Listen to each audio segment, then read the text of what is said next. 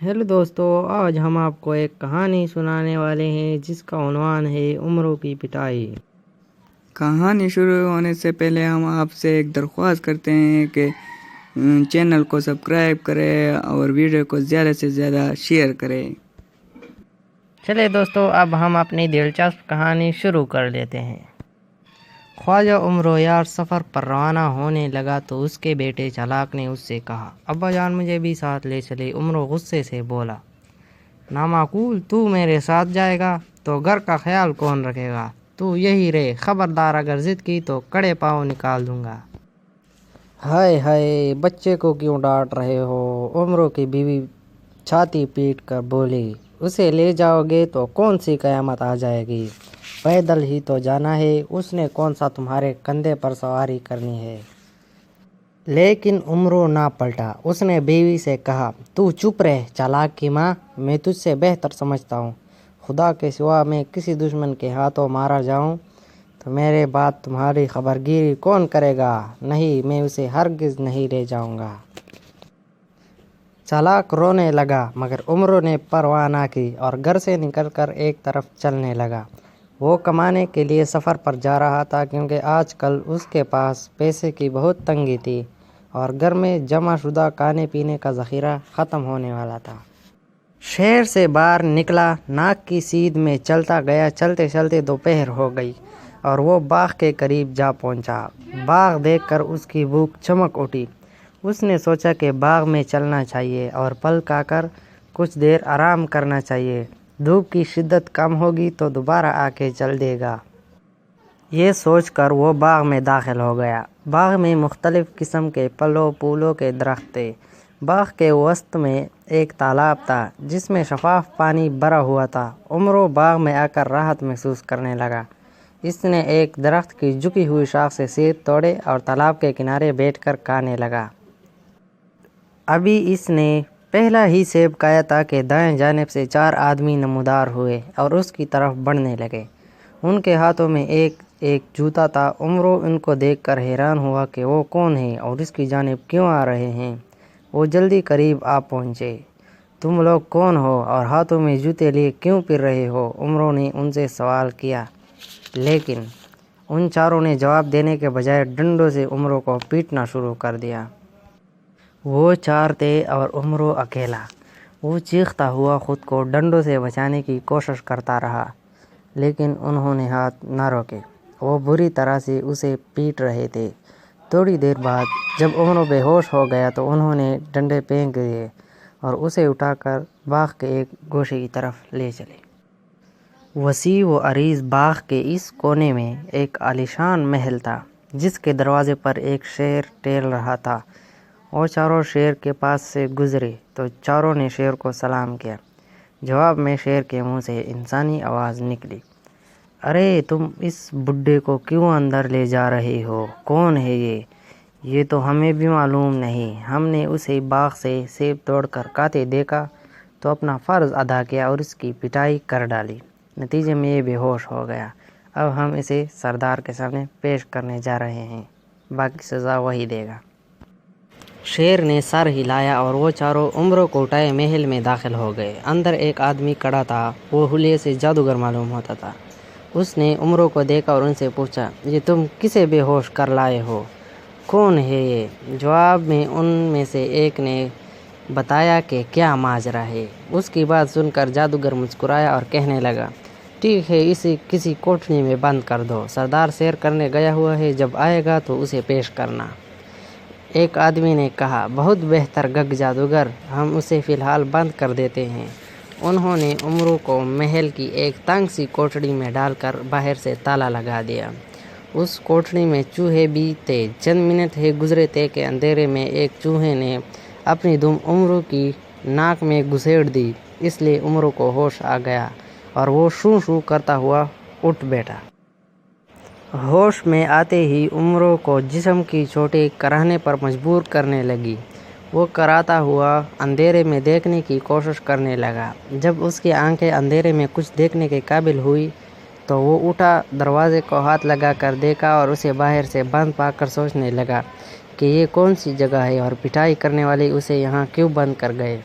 اس نے دروازے پر دستک دی، کوئی جواب نہ ملا تو وہ دروازہ پیٹنے لگا۔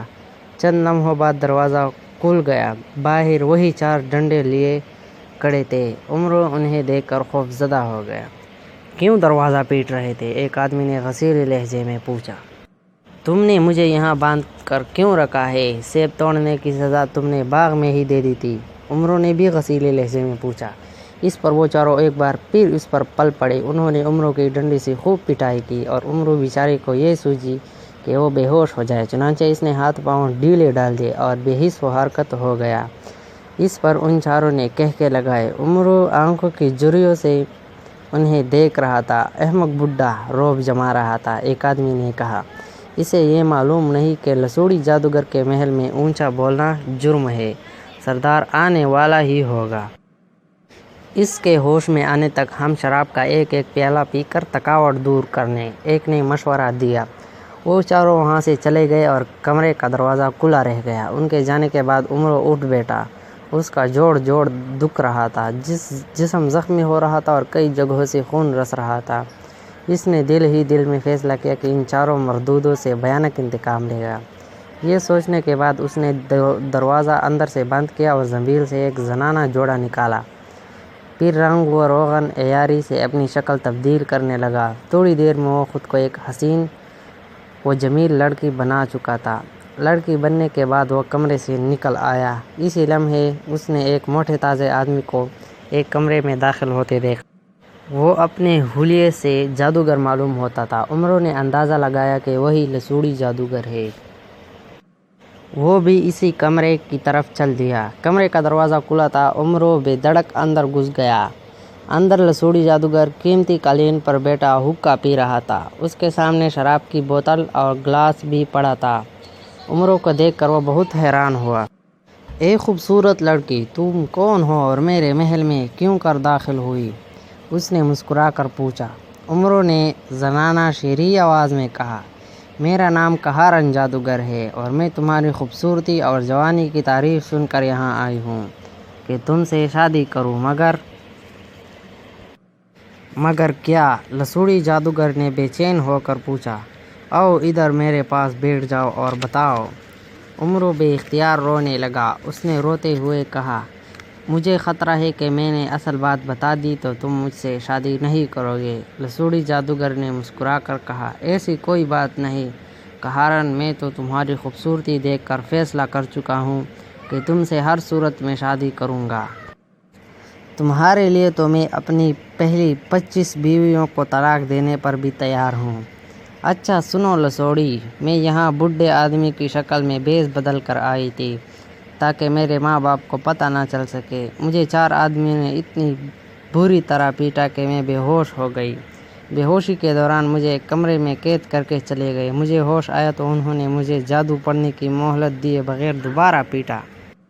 میں پھر بے ہوش ہو گئی۔ اب ہوش میں آ کر میں جادو سے خود کو اصلی شکل میں لائی اور تمہارے کمرے میں آ گئی۔ او ان مردودوں کی یہ جرت، ٹھہرو میں ابھی ان کو موت کے گھاٹ اتارتا ہوں۔ لسوڑی جادوگر دہاڑا اور اٹھ کر کمرے سے باہر نکل گیا۔ اس کے جانے کے بعد عمرو نے زنبیل سے بے ہوشی کی دوا نکالی اور شراب کی بوتل میں ڈال دی۔ چند لمحوں بعد لسوڑی جادوگر کمرے میں آیا اور اس کے پیچھے چاروں مردود تر تر کانپتے ہوئے اندر آئے۔ کیا یہی چاروں تھے؟ لسوڑی جادوگر نے عمرو سے پوچھا۔